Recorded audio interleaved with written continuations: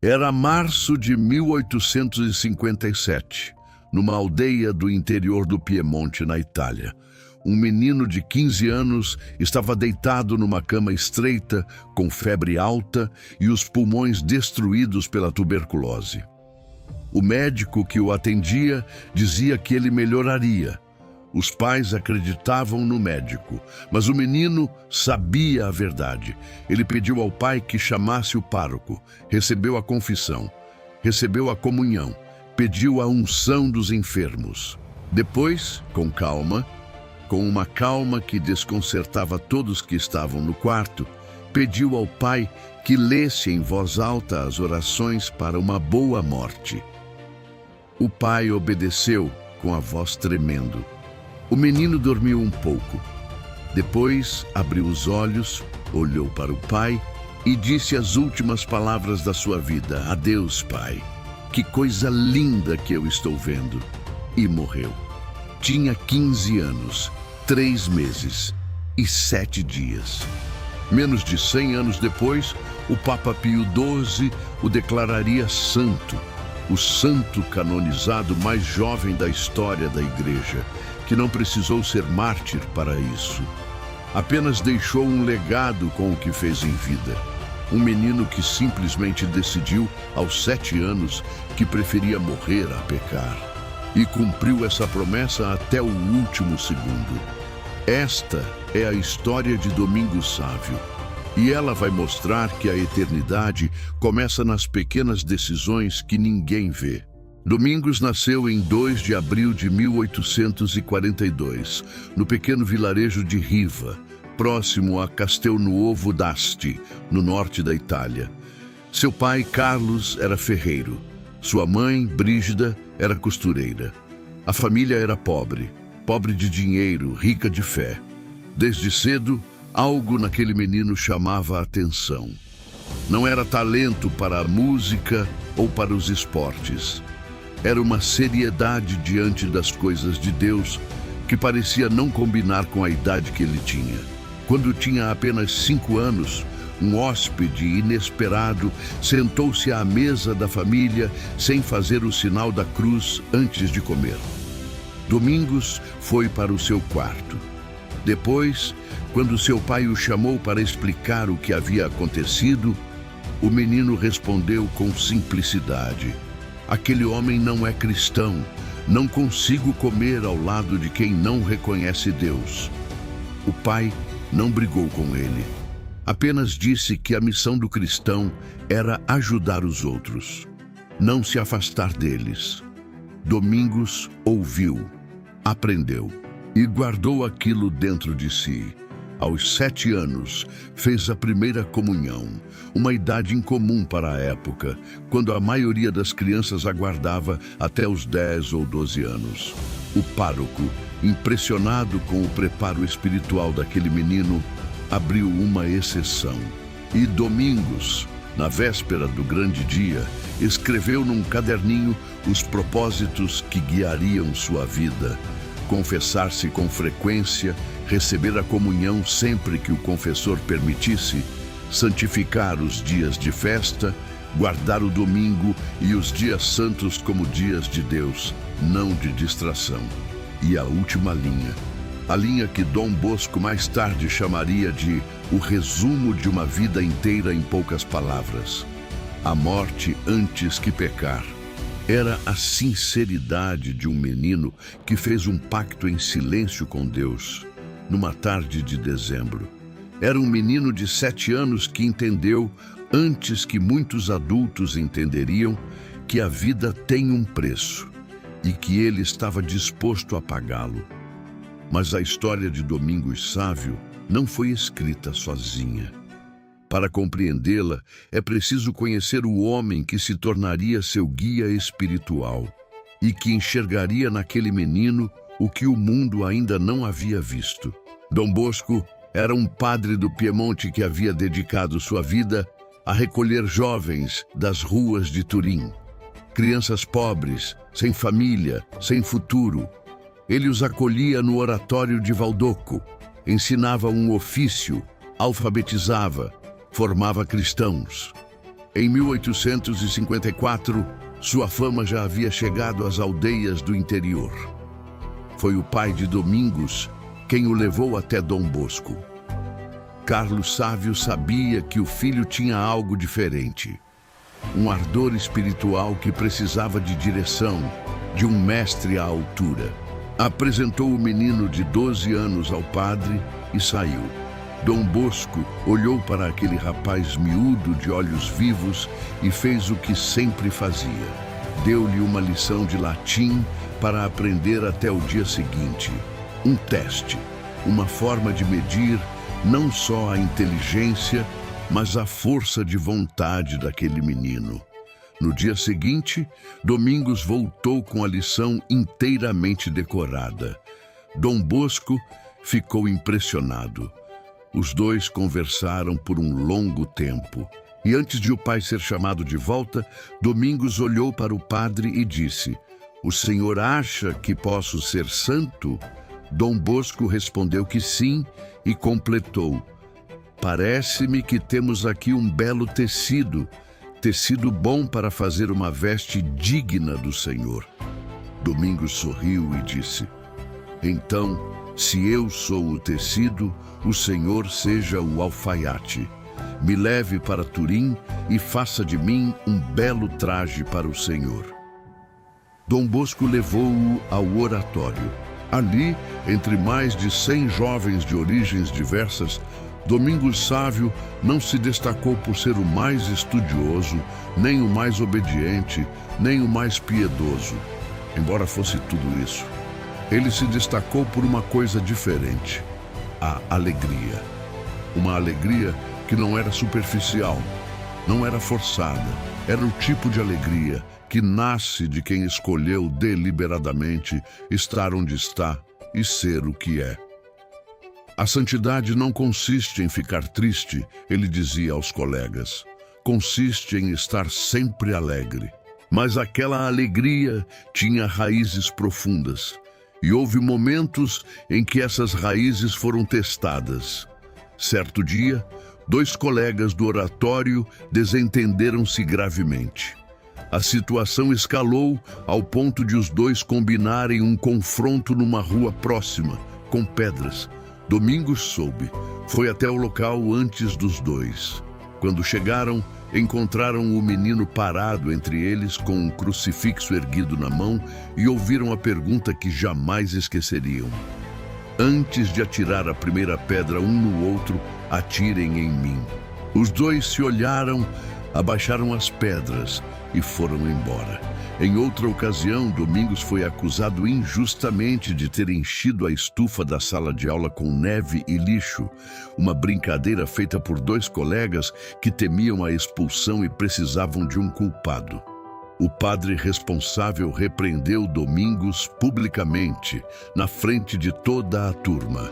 Domingos não se defendeu. Ficou com a cabeça baixa e aceitou a bronca em silêncio. No dia seguinte, a verdade veio à tona. O padre foi até Domingos e perguntou por que ele não havia se defendido. Domingos respondeu: "Pensei que a punição que o Senhor me daria seria leve, mas os outros poderiam ser expulsos, e Jesus ficou em silêncio quando foi acusado injustamente. Eu quis imitá-lo." Dom Bosco, quando soube, chorou. Em 1856, Domingos fundou no oratório a Companhia da Imaculada Conceição, um pequeno grupo de jovens dedicados à oração, à devoção à Virgem Maria e ao apostolado entre os colegas. O que parecia uma iniciativa singela tornou-se, com o tempo, um viveiro de vocações. O beato Miguel Rua, primeiro sucessor de Dom Bosco à frente dos salesianos, era membro da companhia. O cardeal Giovanni Caliero, que levaria os salesianos à Patagônia, também. Um adolescente de 14 anos havia plantado uma semente que cresceria por décadas. No final de 1856, Domingos começou a emagrecer. A tosse apareceu. A febre voltava com frequência.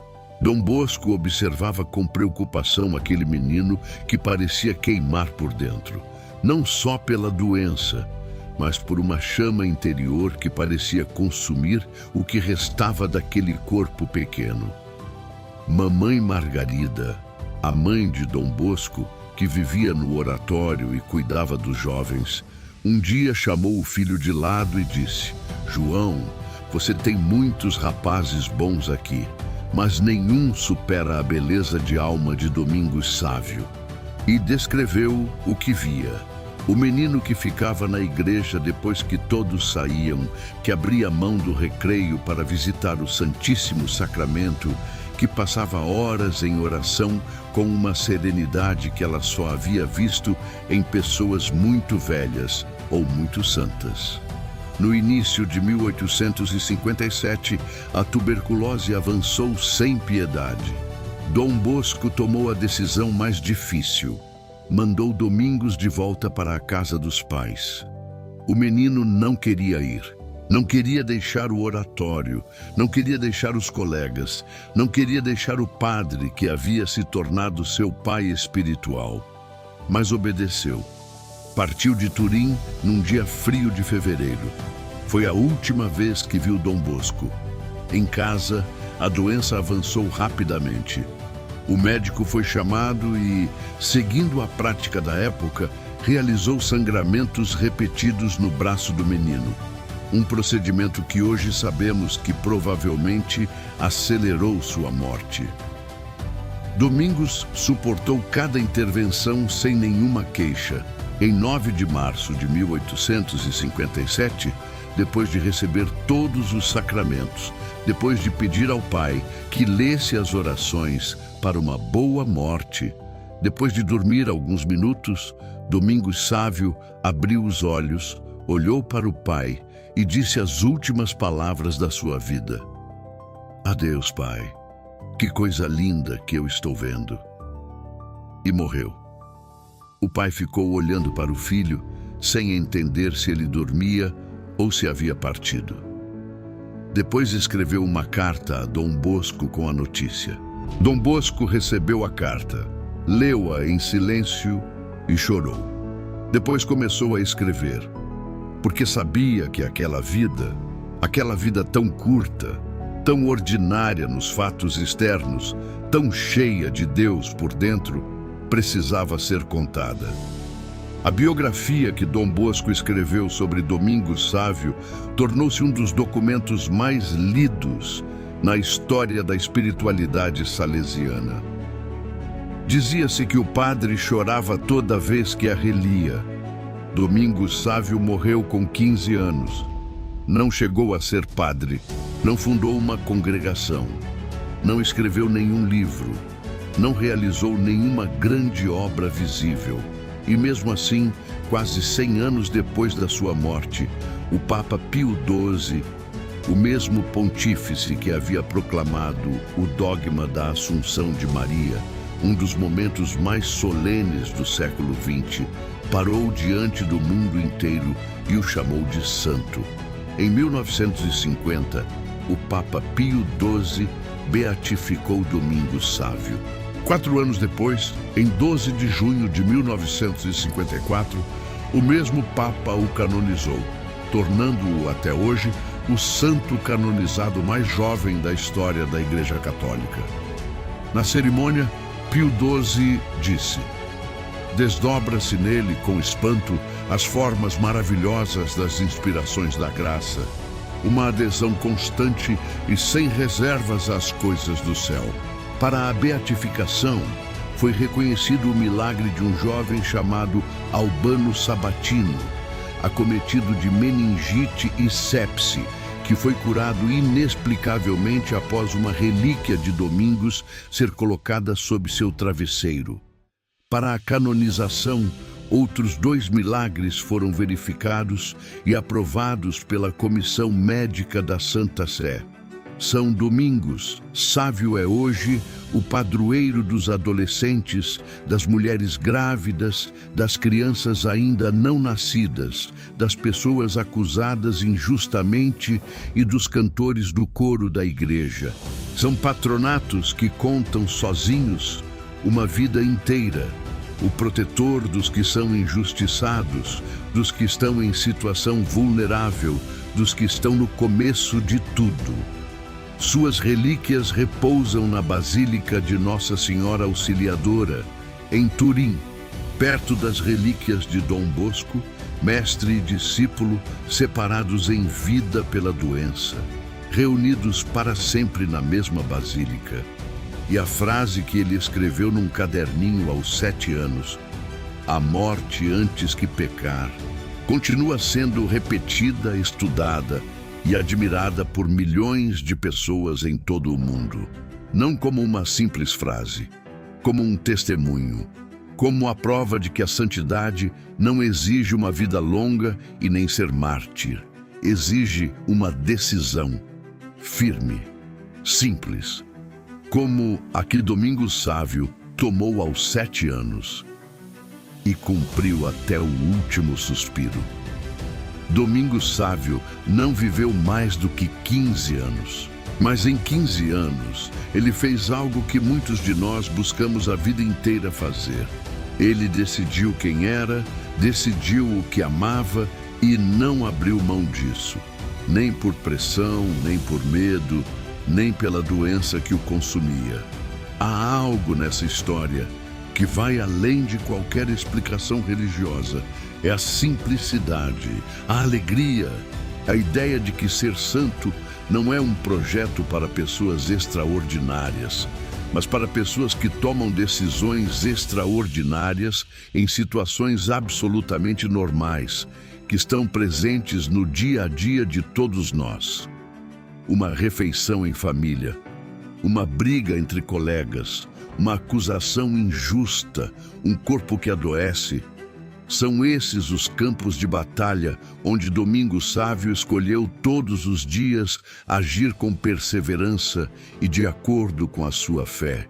Dom Bosco, que havia formado centenas de jovens, que havia fundado uma congregação inteira, que havia dedicado décadas à obra de Deus, disse uma vez ao reler a vida daquele menino: "Se Domingos Sávio pode ser santo, então o caminho está aberto para todos nós." E talvez essa seja a pergunta mais verdadeira que este episódio pode deixar em você. São Domingos Sávio, rogai por nós. Compartilhe este vídeo com um jovem que precisa ouvir hoje que a fé se prova nas pequenas escolhas, nas que ninguém vê, mas Deus não esquece. Nos vemos no próximo vídeo, com mais uma história que atravessou séculos de fé para chegar até você.